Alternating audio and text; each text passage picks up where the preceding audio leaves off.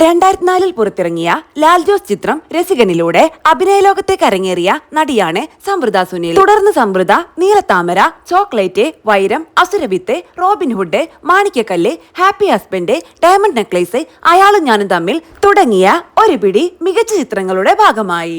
ഞാൻ എപ്പോഴും പറയുന്ന ഒരു കാര്യമാണ്, നല്ലൊരു ആർട്ടിസ്റ്റാണ് സമൃദ്ധ സുനിൽ എന്ന് മല്ലിക സുകുമാരൻ. സമൃദ്ധയെ കുറിച്ച് സംസാരിക്കുകയാണ് മല്ലിക സുകുമാരൻ.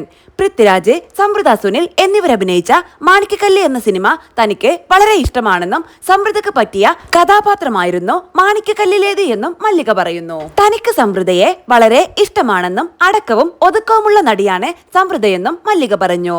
സമൃദ്ധ എല്ലാ കാര്യത്തിലും മിടുക്കിയാണെന്നും നല്ലൊരു ആർട്ടിസ്റ്റാണ് സമൃദ്ധ സുനിലെന്നും മല്ലിക കൂട്ടിച്ചേർത്തു.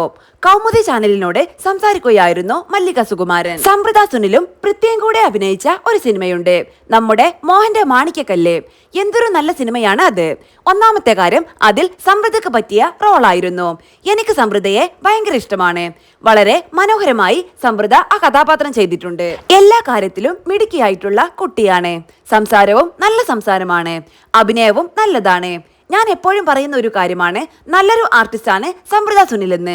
പ്രത്യേകിച്ച് മാണിക്യക്കല്ല് എന്ന സിനിമ കൂടി കണ്ടപ്പോൾ എനിക്ക് സമൃദ്ധയെ നന്നായി ഇഷ്ടപ്പെട്ടു. അതുപോലെ തന്നെയാണ് അയാളും ഞാനും തമ്മിൽ സിനിമയോ. രണ്ട് സിനിമയിലും പൃഥ്വിയും സമൃദ്ധയും തമ്മിലുള്ള കെമിസ്ട്രി നല്ല രസമാണ്, മല്ലിക സുകുമാരൻ പറയുന്നു.